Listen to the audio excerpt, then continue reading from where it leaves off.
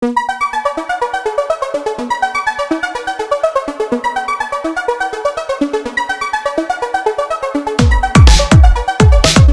semua, alur cerita film kali ini berjudul Kodrat. Film ini dimulai dari penampakan seorang anak kecil yang sedang dirasuki oleh iblis. Dia sedang diruqyah oleh seorang pria, tapi ternyata iblis itu jauh lebih kuat dari pria tersebut. Pria itu bahkan terlempar jauh oleh kekuatan iblis tersebut. Pria itu kembali menghampiri anak kecil yang kerasukan. Anak kecil tersebut sudah mulai sadar dan tersenyum, tapi tiba-tiba si iblis hanya mempermainkan pria tersebut. Iblis memutar kepala anak kecil itu di depan matanya. Seketika anak tersebut meninggal. Pria tersebut merasa hancur dan sedih. Sakit luar biasa menyaksikan putranya dibunuh oleh iblis di depan matanya sendiri. 3 tahun kemudian, Kodrat masih berbaring di dalam penjara. Dia kehilangan semangat hidupnya. Semua yang dia sayangi direnggut darinya. Bahkan temannya tak mampu merubah pikirannya untuk bisa secepatnya mati. Tiba-tiba pintu sel penjara tersebut dibuka oleh seseorang. Tanpa mengatakan apapun, orang tersebut langsung mengaitkan rantai yang dibawanya ke leher Kodrat. Kodrat diseret oleh pria tersebut. Dia hampir kehilangan kesadarannya sampai saat pria tersebut menggantungnya.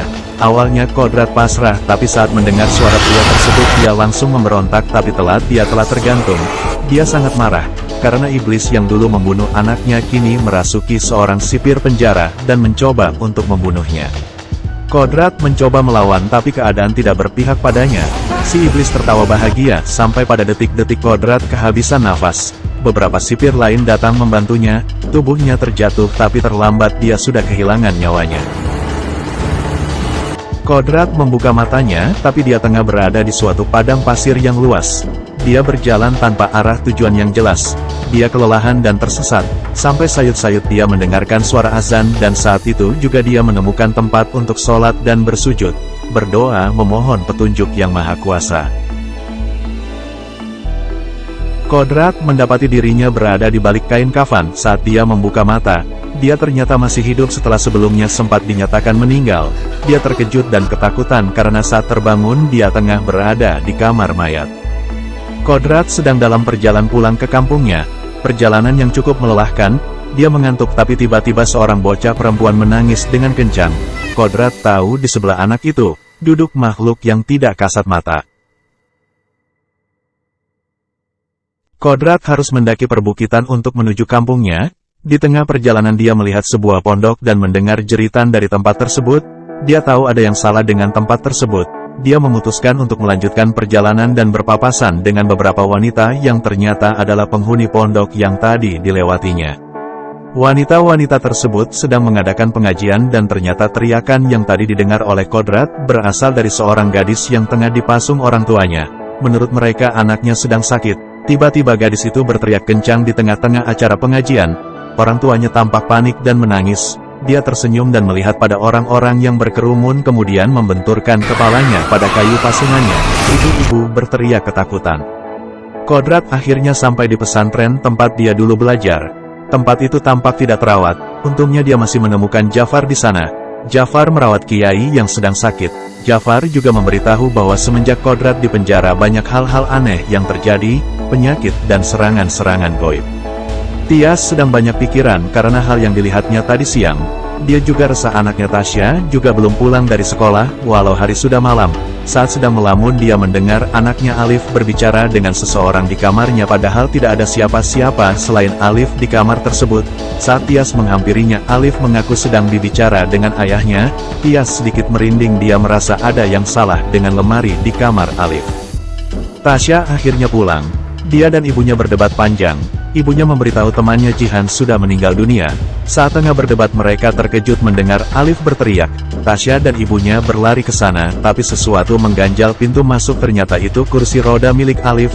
Mereka menemukan Alif sedang tidak sadar diri di depan pintu lemari yang terbuka lebar.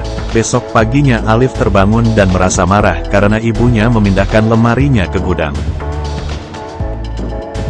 Kodrat sedang membaca zikir saat tiba-tiba datang angin kencang dan menjatuhkan bingkai fotonya dan kiai. Perasaannya tidak nyaman, sesuatu yang jahat tengah mengintai mereka.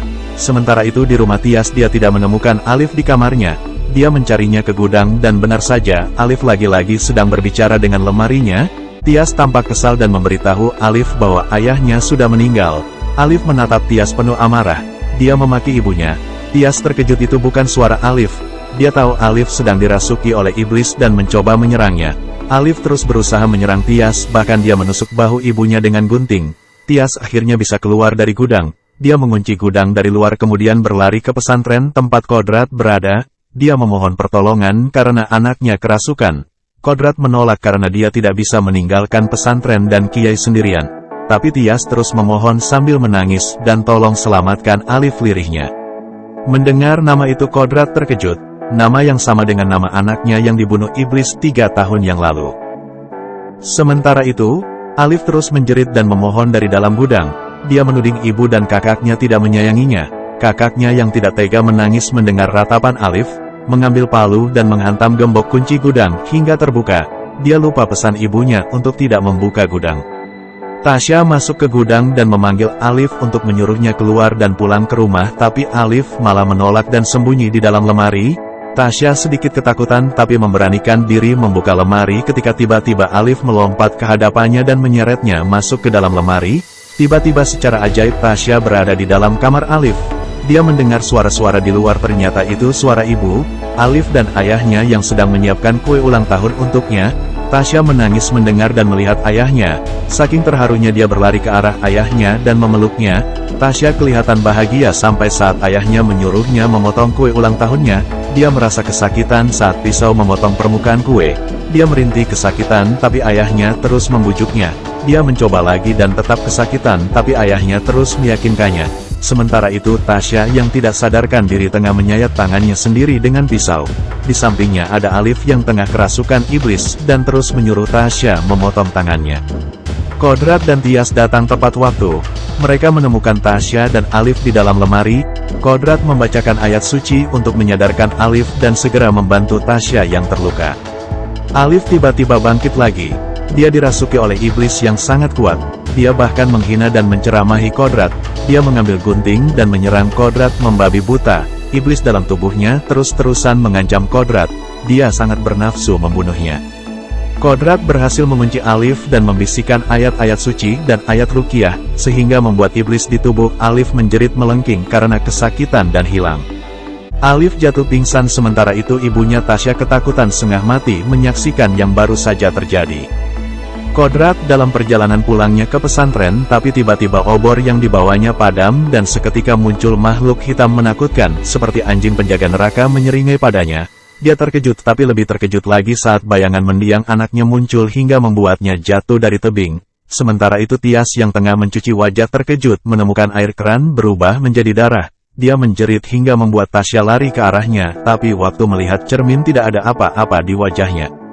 Kodrat yang terjatuh ke jurang mulai sadar, tapi di rumah Tias, Alif lagi-lagi dirasuki oleh iblis hingga membuat Tasya dan ibunya ketakutan. Mereka mencoba menguncinya ketika seseorang datang dan mengatakan dia datang untuk Alif. Kodrat tiba-tiba datang dan langsung mencari Alif. Jafar langsung menghampirinya mengatakan Alif adalah tanggung jawabnya, tapi Kodrat tidak bisa membiarkan Jafar melakukan itu. Dia menasehati Jafar musuh yang dihadapinya sekarang sangat berbahaya dan musuh yang sama yang membunuh Alif anak Kodrat, tapi ternyata Jafar tetap tidak mau Kodrat ikut campur dengan urusannya. Esok harinya Kodrat yang tengah jalan dengan Tasya tiba-tiba diserang oleh ayah Jihan yang telah meninggal. Dari sana dia tahu bahwa selama ini Jafar meminta imbalan ruqyah dari masyarakat berupa tanah. Mereka memaksa orang-orang menyerahkan tanah jika ingin anaknya sembuh. Kodrat yang mengetahui hal itu tidak bisa menerima dan marah pada Jafar, tapi Jafar selalu punya 1000 alasan untuk meyakinkan Kodrat, tapi tentu saja Kodrat tidak bisa menerima hal tersebut. Karena melihat Kodrat yang tidak bisa diajak kerjasama, Jafar memerintahkan anak buahnya untuk mengemas barang-barang milik Kodrat. Menurutnya, Kodrat tidak pantas ada di pesantren itu lagi. Tasya sedang bermain dengan adiknya. Ibunya datang membawa minum yang sudah dibacain surah oleh Jafar. Pas saat Alif ingin minum tiba-tiba listrik padam. Tias mencoba menghidupkan genset ke gudang tapi kehabisan bahan bakar, tiba-tiba lampu tangan yang dibawanya padam. Tias mencoba menghidupkannya kembali hingga akhirnya dia menemukan bahan bakar yang dicari dan lagi-lagi lampu tangannya mati. Suasana yang mencekam membuatnya ketakutan setengah mati. Saking takutnya dia menjatuhkan korek apinya. Saat dia mencoba memungut korek api tersebut, tiba-tiba dia diserang oleh binatang besar mirip anjing penjaga neraka. Sosoknya hitam besar dan buas. Saking takut dan terkejutnya Tias jatuh pingsan dan makhluk tersebut tiba-tiba berubah menjadi asap dan masuk ke tubuh Tias. Alif dan kakaknya mulai cemas dan takut ibunya tak kunjung kembali. Dan listrik juga belum hidup. Di tengah gelap-gelapan Tasya mencoba mencari ibunya. Dia mendengar suara barang-barang yang tersenggol, tapi karena gelap dia tidak bisa melihat dengan jelas. Tiba-tiba ibunya memanggil dan menyuruh Tasya memanggil Ustadz Jafar saat itu juga, dan tanpa pikir panjang dia langsung pergi tanpa sadar ibunya telah kerasukan. Kodrat tengah berpamitan pada Kiai. Dia ingin meninggalkan pesantren. Dia mendengar Kiai mengucapkan sesuatu dengan lirih.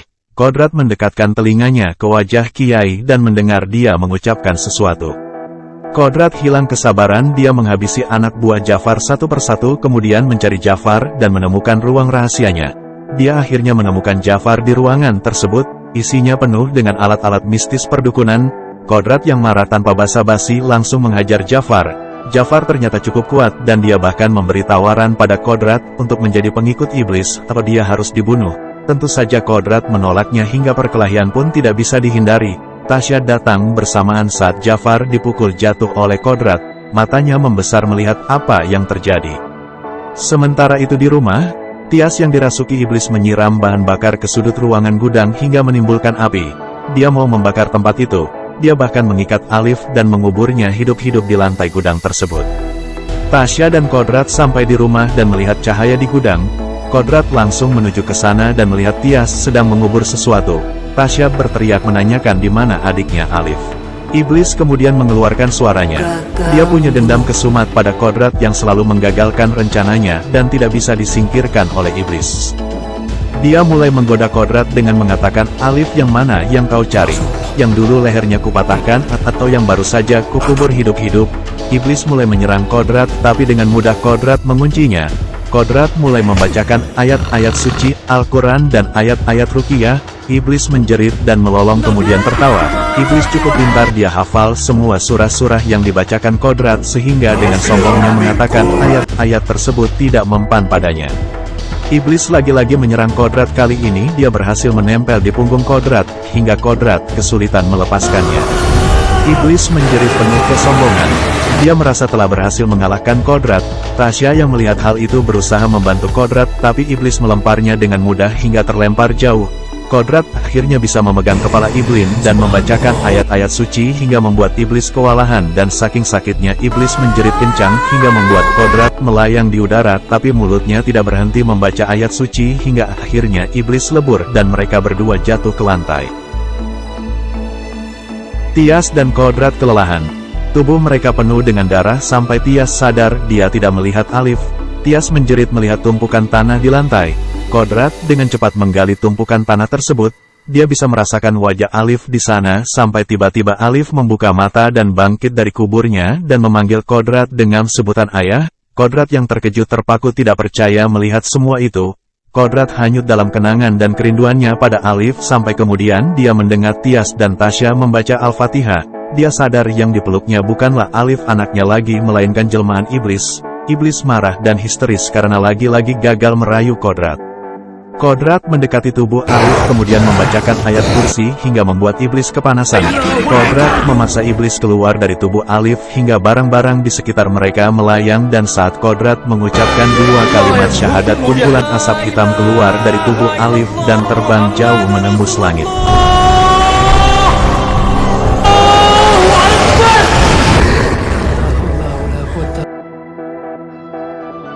Kehidupan di desa akhirnya kembali damai.